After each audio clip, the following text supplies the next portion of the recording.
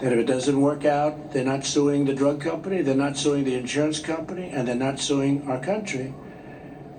And instead of traveling, if they have money, they travel to Asia and they travel to Europe, they travel all over the world in the hopes of finding a cure. They're terminally ill.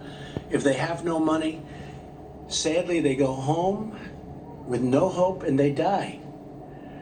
We have now a program, Right to Try, finally happened after, I guess, as long as you've been a doctor, long before you became a doctor, right? They've been trying to get this. But we have a program where they can try these really promising medicines, and you have no idea how successful this has already been. It's incredible. And one of the things that really came out of it was the biggest problem for the drug companies. They didn't want it because they didn't want it in their sample. Because people that are that sick, they don't want it in the sample. And so we've created a separate sample so it doesn't hurt them. But one of the things that's come out of it is, if it works, what is a better testing formula than that? Somebody that's terminally ill and all of a sudden makes it. And we're having examples of that. It's been incredible. It's been an incredible program. I hope somebody's going to be able to write a story about it, because it's been one of the things that I'm very proud of it. I love the name even, Right to Try. They have the right to try a drug that's not going to be available for 2 years or 3 years. They're terminally ill. Before you'd say, well, they're terminally ill, yeah, but we don't want to give them a drug that's going to hurt them. Well, they're going to die. And they didn't want to give them a drug because they thought it might be dangerous. And perhaps in some cases it may be dangerous, but we're having tremendous success with that program. Proud of it. Additionally, my administration has secured 90% of the world's supply of the drug remdesivir, which is having great impact for the United States, and research continues daily on a lot of promising treatments. As I said, as we take these historic actions, we're joined today by Americans who have already benefited from the steps my administration has already taken to reduce the cost of health care and prescription drugs. We're going to have a big health care bill that we're going to be putting up very shortly, and it's going to be very complete. And today, what we're doing on prescription drugs, and again, we'll have to see what happens on August 25th. We'll either do the favored nations or not, depending on the drug companies. But what we're putting up in a very short period of time on healthcare will be incredible. We have another one coming on immigration, tremendous bill on immigration. And it'll be, I think, something that nobody thought we would be able to get. So that'll be great. Paul Madden is a senior citizen who relies on insulin every day.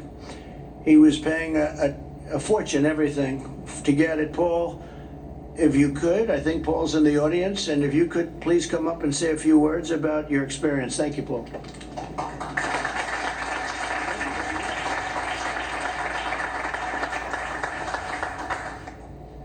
So you can hear me. That's better. Mr. President, thank you so very much for this time to share a few key points supporting your leadership work, reducing the price of insulin and other diabetes-related medicines used by 34 Americans each day to live healthier, fuller lives. As you heard, my name is Paul Madden. I'm a Bostonian. I have lived with insulin-dependent diabetes for 59 years. Beginning Medicare last year, I quickly realized that my ability to afford prescribed insulins that worked best for my health was no longer possible because of their excessive high price. Soaring costs have impacted the quality of my life. Remember that number, 34 million people with diabetes.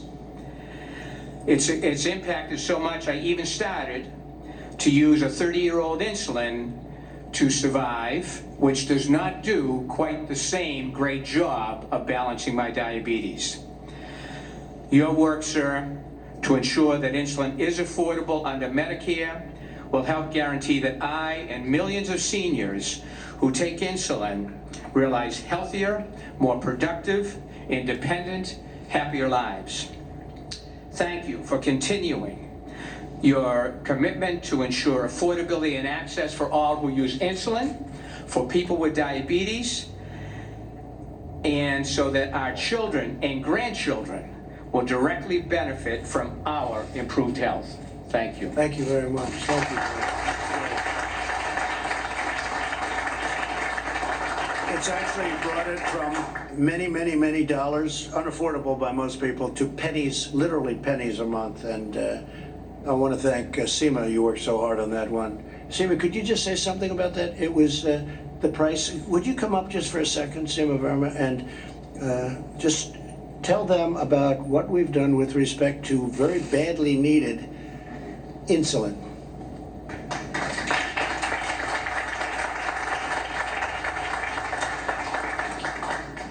Well, the senior savings model that we developed under the president's leadership is going to reduce the cost of insulin to $35 President Trump about to sign 4 executive orders promising major reductions in the cost of prescription drugs. We will have more on this important moment later in the show, but now to even more immediate health crisis, the administration pushing CDC guidelines to open schools back up, just as we're seeing major cities force businesses to shut back down. Welcome, everyone. I'm Charles Payne in for Neil Cavuto, and this is Your World. We're going to go back and talk to Labor Secretary Eugene Scalia about the impact of the latest shutdowns that they're having on the economy. But first, to Jonathan Siri in Atlanta with more on those CDC guidelines. Jonathan. Hi, Charles. Well, as U.S. cases of COVID-19 top 4 million, the administration is taking a more nuanced approach when it comes to reopening schools. In fact, the CDC has issued new guidelines on how to do this safely. Reopening physical buildings is still a priority, but now they're saying when possible. The guidance includes best practices for teachers and students, altering the school schedule to promote smaller groups and social distancing, and improvements to things like cleaning and ventilation systems. However, President Trump now acknowledges some school districts in hotspot part of the countries may need to delay their reopening plans. I hope that local leaders put the full health and well-being of their students first and make the right decision for children, parents, teachers, and not make political decisions. Now, one of the arguments for opening schools is children are unlikely to suffer serious complications of COVID-19, but there's been a lot of debate over whether kids might bring the coronavirus home with them and then spread it to parents, grandparents, or other vulnerable family members. Well, Dr. Anthony Fauci discussed this possibility today in a Washington Post forum. A recent study came out that showed children up to 10 years old, it looks like they don't necessarily spread infection as readily as adults do, whereas children 10 to 19 appear to be spreading infection to adults as equally as well as adults spread to adults. And Dr. Fauci says additional research is underway to determine just how much of a role children play in the spread of COVID-19. Charles?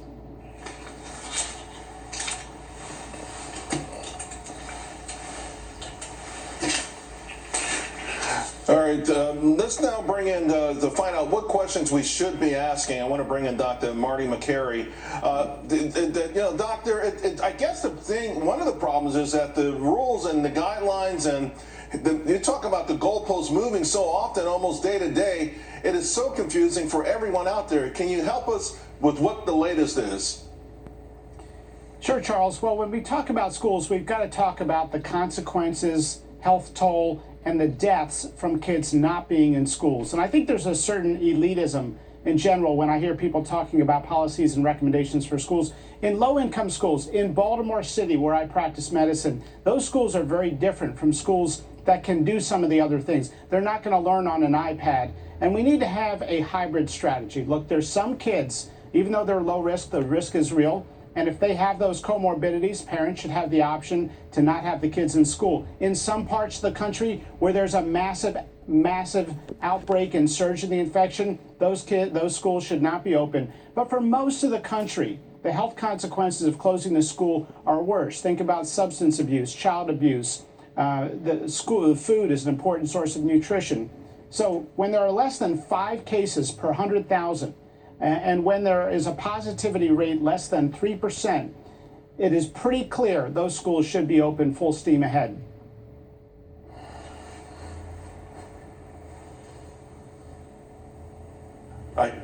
So then what's going to decide this? Because it feels like the overarching theme with the pandemic has been rely on guidance, for instance, CDC guidance, but by the same token, also use local officials and local knowledge. And I hate to say it, but it does feel like a lot of decision making has been more politically influenced than influenced by science or influenced by the well-being of folks, particularly lower income folks. So ultimately, what do you think will guide all of these decisions? School is coming up, it's approaching quickly. To your point, a lot of poorer families in this country are really afraid that their kids are going to fall back. You know, we hear about the achievement gap. That's going to become a disaster. It's going to become the Grand Canyon. So ultimately, who guides this? Well, some of these decisions are game day decisions. The idea that there's a one-size-fits-all strategy just doesn't make sense. And you know, Charles, I wish we could put some of this massive energy we're doing into spacing the desks out 7 feet apart into thinking about contingency planning for the highest risk bus drivers and teachers. Selectively, those individuals should be protected. We shouldn't expect a 64-year-old with diabetes and hypertension to drive a crowded bus of kids at a time of a high level of infection in that community. Those are the strategies we need to be thinking about. And these blanket closing schools down, it just doesn't make sense medically. Dr. Makary, thank you very much. We appreciate it. So as a parent, what's going on in your head, right? I mean, you're hearing all of these different views. So, well, we thought we'd ask one. Kennedy joins me now. Kennedy, you're a parent, and I want to know, because you obviously have strong opinions, what do you feel about all of this? Because it's confusing and, more importantly, frustrating. I'm glad that the conversation now is going to a more rational place, because a lot of people, whether it's doctors, politicians, parents, teachers, they're realizing that a one-size-fits-all strategy isn't going to work. So it has to be local decisions on these issues, including within the home. So my girls go to public schools in New York City, and as a parent, I'm trepidatious about them going all day long, 5 days a week.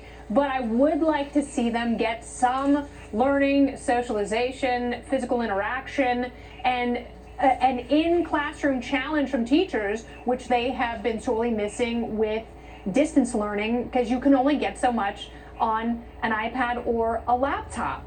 So yes, we're having these conversations about how do these things look, realizing that there does have to be flexibility, but at some point, for parents and for students, you have to get them in school at least part of the time, whether you're staggering hours of the day or days of the week. And for the president, this is a critical issue, because if kids are back in school, it means that parents can start working. The problem is, if we go too fast in areas of the country where there is this untamed community spread, that means that we're going to have more lockdowns, and parents won't be able to work at all because their kids are going to be home from school for the very long term.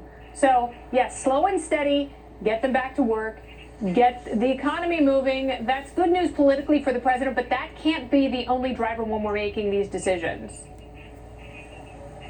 What about another driver? I'm seeing surveys. I read one where mothers, during this pandemic, mothers feel overwhelmingly depressed, isolated, or lonely. 49%, Kennedy, versus only 36% for fathers. So have we lost Kennedy?